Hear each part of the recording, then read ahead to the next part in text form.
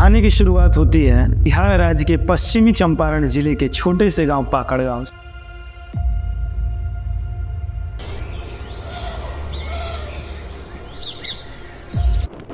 पाकड़ गांव में जन्मा ये लड़का राजा यादव शुरू से सपना पाले था कि मुझे आर्मी में जाना है, भारतीय सेना में जाना है और भारत माता की सेवा करनी है।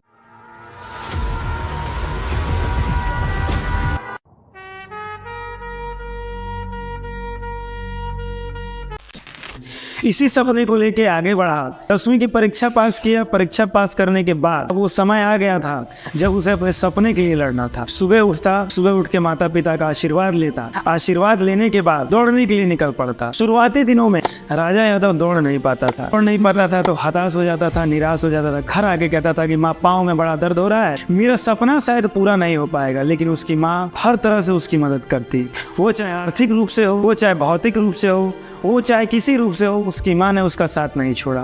रात को जब पाँव की मालिश होती तो राजा यादव कराहता, रोता, चिल्लाता, कहता कि माँ शायद मेरा सपना पूरा नहीं होगा। लेकिन उसकी माँ ने कभी उसको ऐसा एहसास नहीं होने दिया कि वो ये सपना पूरा नहीं कर सकता है। समय बीतता गया, उसके अथक प्रयास ने उसे इस लायक बना दिया कि लोग उसे देख के कहने लगते थे कि यही आर्मी में जाएगा। जब 50, 100, 150 युवाओं की भीड़ को जब वो चीरते हुए निकल जाता था तो लोग देख के कहते थे कि हाँ, यही आर्मी में जाएगा, अरे यही लड़का तो जाएगा, यही बना है आर्मी के लिए। और जब इस तरह से लोगों ने उसका मनोबल बढ़ाना शुरू किया तब राजा का जो मनोबल था वो चरम पे था। दौड़ता गया, हर दौड़ में पहला स्थान प्राप्त करता और इस तरह से उसने जिले में एक मुकाम हासिल किया कि उसके बराबरी का दौड़ने वाला पूरे जिले में कोई लड़का नहीं था। इस तरह से राजा यादव दिन पर दिन दौड़ता गया, अभ्यास बढ़ाता गया और अभ्यास करते करते दौड़ में इतना ज्यादा पारंगत हो गया कि जब वो फील्ड में उतरता तो अच्छे अच्छे धावक उसके सामने नतमस्तक हो जाते। तो इस तरह से एक बार नहीं, 2 बार नहीं, 3 बार नहीं, 4 बार नहीं, 8 बार आर्मी का बहाली निकाला। आर्मी के दौड़ को पास किया। सिर्फ दौड़ ही पास नहीं किया, उसने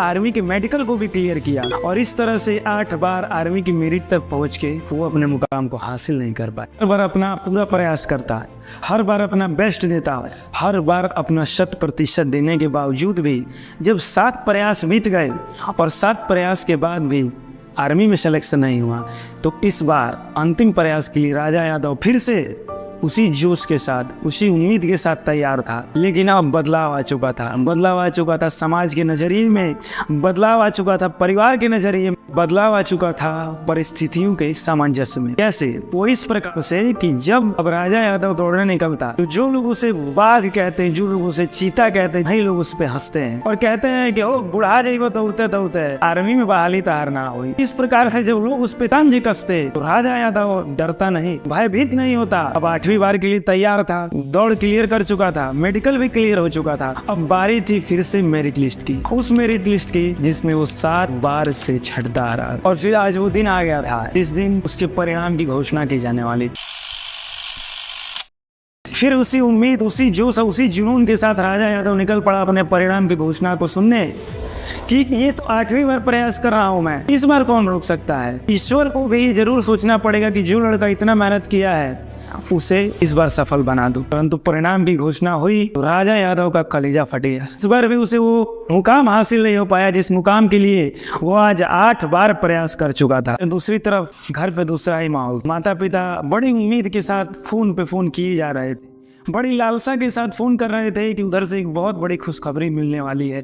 जब वो खुशखबरी मिलेगी तो हम पूरे रिश्तेदारों को बता देंगे कि मेरे बेटे ने आर्मी का नौकरी हासिल कर लिया है। इस उम्मीद के साथ बाबूजी बार बार फोन कर रहे थे। लेकिन वो क्या जानते थे कि राजा यादव इस बार भी हार गया। राजा यादव ट्रेन से अपने स्टेशन तक आ चुका था। स्टेशन पे उतर के उसके अंतर्मन में बहुत सारी भावनाएं चल रही थी, बहुत सारे विचार चल रहे थे। ऐसी ऐसी भावनाएं, ऐसे ऐसे विचार जो उसे अंदर से कचोड़ देते थे, अंदर से उसे काटते थे। अब बार बार उसे उसकी हार का याद दिलाते थे। उसे याद आता वो माँ का त्याग, उसे याद आता अपने बाबूजी का बलिदान और उसे याद आता अपनी बहन का स्नेह, जिस स्नेह से वो अपने भाई की सेवा करती, उसके लिए खाना ले आती और वो उम्मीद बार बार कहती कि भाई अब की बार हर सिलेक्शन आर्मी में हो जाए।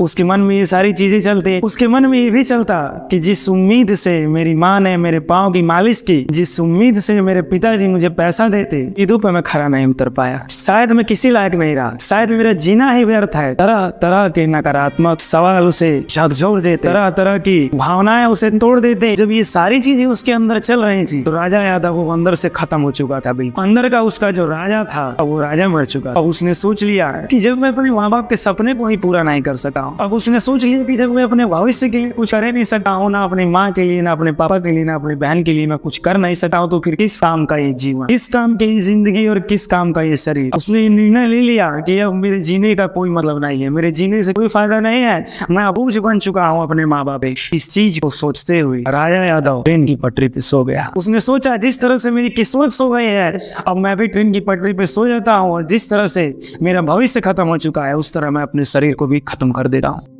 घर जाके ही क्या करूंगा? जब माँ पूछेगी बेटा क्या हुआ, किस मुंह से उसे बोलूंगा कि मैं हर प्रयास कर चुका हूँ, मुझसे नहीं हो रहा है।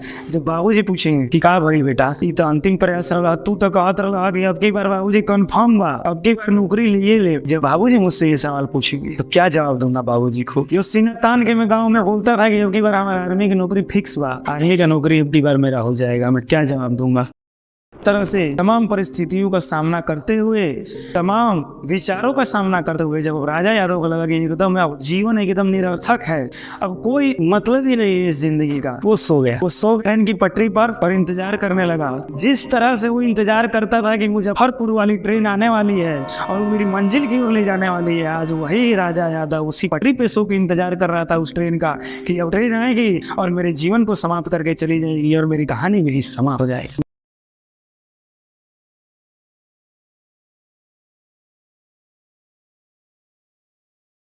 उस रात को राजा यादव को कहाँ ही नींद आने वाली। बार बार वो सपना चलता उसके आंखों के सामने से। सेना की वर्दी पहने सेना की ट्रेनिंग लेने गया राजा यादव, बार बार उसकी नजरों के सामने से गुजरता। गाँव में सेना की वर्दी पहने राजा यादव घूमता हुआ उसकी नजरों के सामने से गुजरता। सारे सपने जो उसने इतने दिनों में देखे थे, सारे सपने बारी बारी से उसकी नजरों के सामने से गुजर रहे। हाथ में बंदूक लिए बॉर्डर पे खड़े होकर पाकिस्तानियों को मार रहा हूँ, भारत माता की मिट्टी का कर्ज चुका रहा हूँ, नाना कितने प्रकार के सपने जिसने राजा यादव को दौड़ाया, जगाया, उस उम्मीद पे आगे बढ़ाया कि वो 8 प्रयासों तक लगातार लड़ता रहा। जो सारे सपने खत्म हो चुके थे, टूट चुके थे, तो पहाड़ जैसी रात उसके लिए और भारी पहाड़ जैसा बनती जा रही थी। मन में बार बार यही चल रहा था कि अब खत्म कर लूं, खत्म कर लूं, खत्म कर लूं, खुद को खत्म कर लूं। बार बार उसको अपनी माँ का चेहरा याद आता, बार बार गाँव वालों की वो बातें याद आती थी कि बाबू तुम्हारे माँ बाप बड़ी उम्मीद लगाए तुम्हारे इंतजार में बैठे हुए, कौन नहीं क्या हो गया, भारतीय सेना में नई नौकरी लगी तो बहुत सारे रास्ते हैं, बहुत सारी उम्मीदें हैं। अरे तुम तो राजा हो राजा, ऐसा नहीं है कि पहले में हार गए थे, तुमने तो 8 प्रयास किया। गाँव के लोगों की वो सारी बातें याद आ रही थी, बार बार बार बार माँ पापा का चेहरा याद आ रहा है। इस तरह से परिवार वालों ने बहुत समझाया, माँ पापा ने बहुत कुछ समझाया, और समझाते समझाते ये बात भी बोल दी, बेटा अब हमारे कंधे इतने मजबूत थोड़ी हैं, हम तो बूढ़े हो गए हैं, हमारे कंधे इतने मजबूत नहीं है तुम्हारी अर्थी का बोझ उठा सके, इतने मजबूत नहीं है बेटा, तो इस कदम से दूर रहो। ये सोच, ये ख्याल अपने दिमाग से भी निकाल देना कि तुम्हारे सहारे तुम्हारे माँ बाप जी रहे हैं, इतना बोझ उठाने की क्षमता नहीं है बेटा हमें। तमाम चीजें माँ बाप समझाते हैं, और समझाने के बाद राजा यादव को भी कहीं ना कहीं लगता है कि ये ना सही तो कुछ और सही। उसे ये लगा कि शायद मैं किसी और चीज के लिए बना हूं। उसके माँ बाप ने बहुत सारे उदाहरण दिए कि बेटा डॉक्टर APJ अब्दुल कलाम भी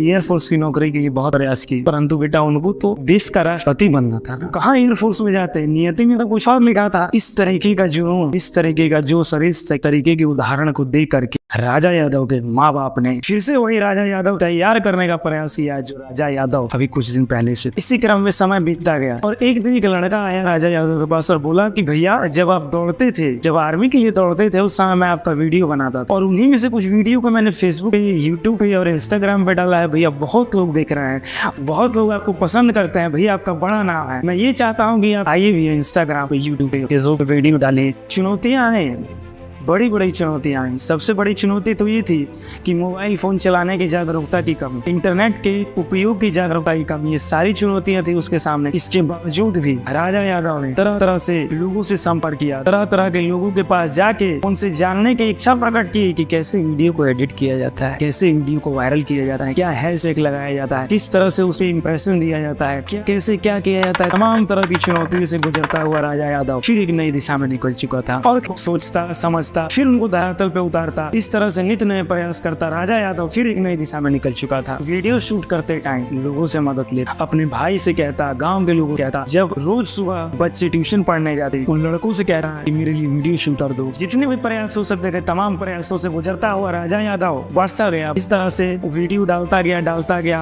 इस तरह से बहुत सारे वीडियो बनाता चला गया। वीडियो में उनके पिताजी से सीखी हुई बहुत सारी चीजों को डाल। राजा यादव के पिताजी कुश्ती के क्षेत्र में बहुत बड़ा नाम हासिल किए, राज्य स्तर पे उनका बहुत बड़ा नाम था और वही गुण वो अपने गांव के लड़कों में भरते थे। रोज सुबह उठ के वो एक जुनून लेके चलते कि जिस तरह से मैंने राज्य स्तर पे कुश्ती में नाम किया उसी प्रकार से मेरे गाँव के बहुत सारे युवा आगे आए और बिहार राज्य का नाम रोशन करे। इस तरह से राजा यादव कुश्ती का, रोज एक्सरसाइज का, दौड़ने का, तरह तरह की तमाम वीडियो को डालता चला गया। 1 मिलियन का सफर राजा यादव ने प्राप्त कर लिया। बिहार में वो स्थान प्राप्त किया जो देसी फिटनेस के क्षेत्र में किसी ने उतना बड़ा मुकाम हासिल नहीं किया था। बिहार में केवल राजा यादव ही ऐसे हैं जिन्होंने देसी फिटनेस के क्षेत्र में इतना बड़ा नाम किया है। 0 से लेकर 1 मिलियन तक का सफर राजा यादव ने पूरा कर लिया। अपने आप में बहुत बड़ी उपलब्धि है। ये उपलब्धि वही समझ सकता है जिसने उस उपलब्धि के पीछे अपना पसीना बहाया है। दोस्तों ये